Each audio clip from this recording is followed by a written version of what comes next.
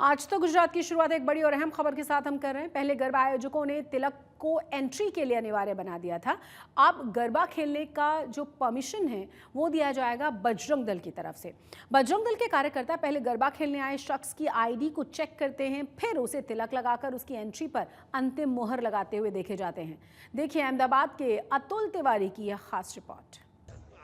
तस्वीर है अहमदाबाद की, जहां एसके फार्म के गरबा पंडाल में प्रवेश से पहले बजरंग दल का एक कार्यकर्ता लोगों की आईडी चेक करता है, फिर उसे तिलक लगाया जाता है, श्री राम के नारे लगवाए जाते हैं और फिर अंदर जाने की इजाजत मिलती है। नवरात्रि के चलते गरबा सेलिब्रेशन का आयोजन गुजरात भर में हो रहा है। आप दृश्य में भी देख सकते हैं, बजरंग दल के कार्यकर्ताओं के द्वारा अलग अलग पंडालों में जो युवा प्रवेश कर रहे हैं उनको तिलक लगाकर एंट्री दी जा रही है। साथ ही में जो युवक प्रवेश कर रहे हैं उनका आई कार्ड भी जांचा जा रहा है। जिस प्रकार से बीते कुछ दिनों पहले वीएचपी की तरफ से ऐलान किया गया था, बजरंग दल की तरफ से ऐलान किया गया था कि गरबा पंडालों में किसी भी विधर्मी को प्रवेश नहीं दिया जाएगा। तमाम आयोजक भी इस बात का ख्याल रखें कि कोई भी विधर्मी पंडालों में प्रवेश नहीं करना चाहिए। मां की आराधना का ये जो 9 दिन रहता है, इसमें किसी भी प्रकार की मुसीबतों का सामना किसी को ना करना पड़े, इसका ख्याल आयोजकों द्वारा भी रखा जाए। बजरंग दल के कार्यकर्ता इसी तरह गरबा आयोजन में शामिल हो रहे हैं और लोगों की आईडी चेक करते हैं, फिर तिलक लगाते हैं।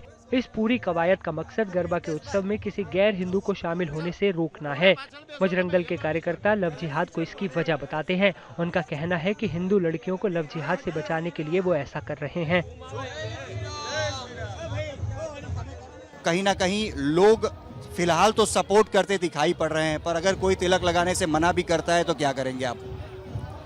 सभी लोग आएंगे तो हिंदू ही आएंगे। आज तक किसी ने मना नहीं किया, सभी लोगों ने सहयोग ही किया है और सभी लोगों ने बोला ये काम बहुत ही अच्छा है। पिछले कुछ सालों से नवरात्रि का लाभ लेके जिहादियों मेरी भोली भाली हिंदू बहनों को फंसाने का लव जिहाद में षड्यंत्र कर रहे हैं, लव जिहाद का बहुत बड़ा षड्यंत्र कर रहे हैं। इसलिए बजरंग दल ने मुहिम उपाड़ी है।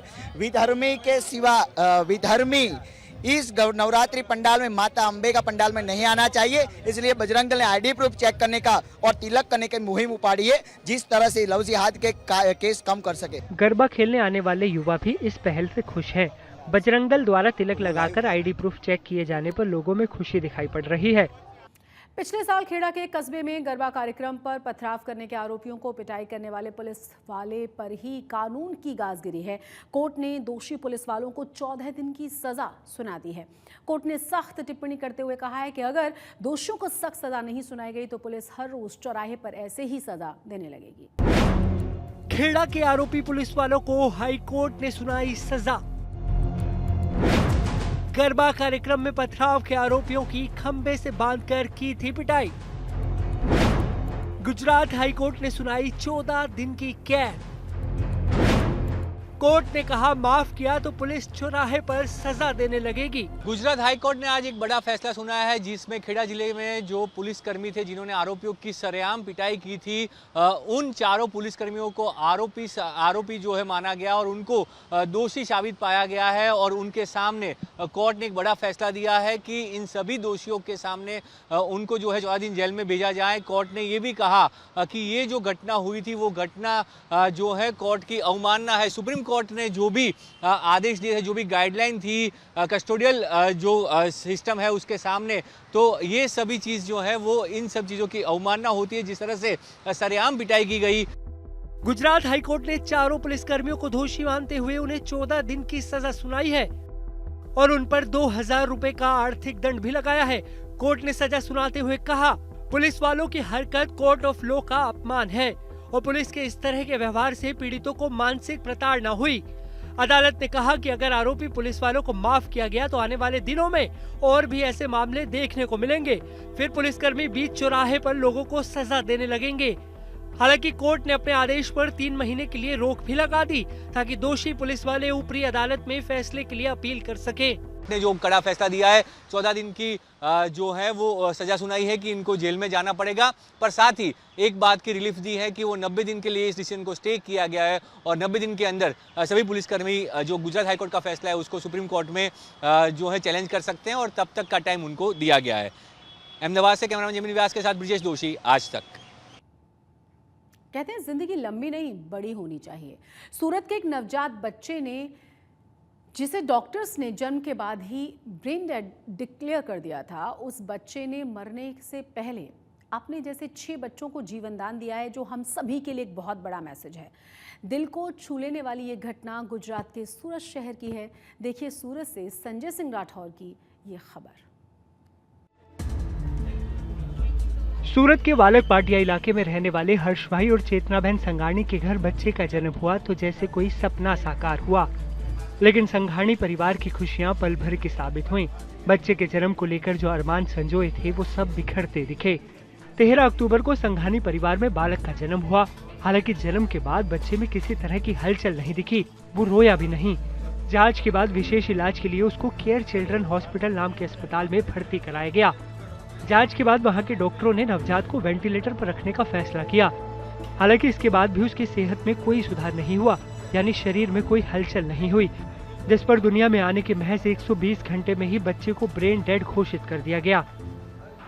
संघानी परिवार में एक लड़के का जन्म हुआ था 13 तारीख को दोपहर को। बच्चा जन्म के बाद रोया नहीं था, तो नहीं रोने की वजह से बच्चे को ऑक्सीजन की कमी हो गई थी और बच्चा कोमा में चला गया था। और कोमा में से काफ़ी बच्चे वापस नहीं हो सकते, तो वो बच्चा ब्रेन डेड हो गया था। इससे तकरीबन कम से कम 5 से 6 बच्चों को अंगदान मिल सकता है। इसके बाद केयर चिल्ड्रन हॉस्पिटल में नवजात के इलाज में जुटे डॉक्टरों की टीम ने उसके माता पिता और परिवार को अंगदान के बारे में बताया और उसकी अहमियत समझाई, जिसके बाद 5 दिन के बच्चे का परिवार अंगदान के लिए तैयार हो गया। इस बात की जानकारी डॉक्टर ने जीवनदीप ऑर्गन डोनेशन फाउंडेशन के टीएम गोंडलिया और विपुल तलाविया को दी। अंगदान की अहमियत को समझाने का नतीजा ही रहा कि दुनिया से जाते जाते श्याम नाम का ये नवजात 5 बच्चों को नया जीवन दे गया।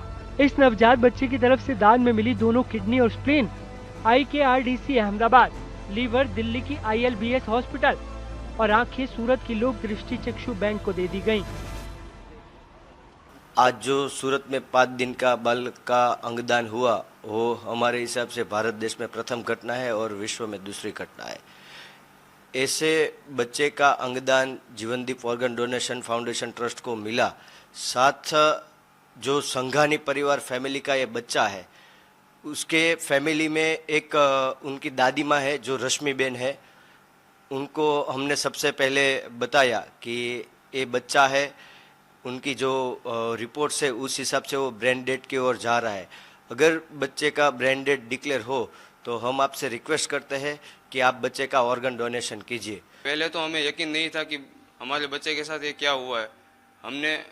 हमें खूब दुख हुआ, फिर भी डॉक्टर ने समझाया और जो रिपोर्ट्स थे ब्रेन डेड के, फिर जीवनदीप ऑर्गन डोनेशन है उनके द्वारा हमें बताया गया कि बच्चे का ब्रेन डेड हुआ है। फिर भी हम बच्चे का ब्रेन डेड होने के बाद भी हम बच्चे के कुछ अंग है जो हमें ऑर्गन डोनेशन कर सकते हैं।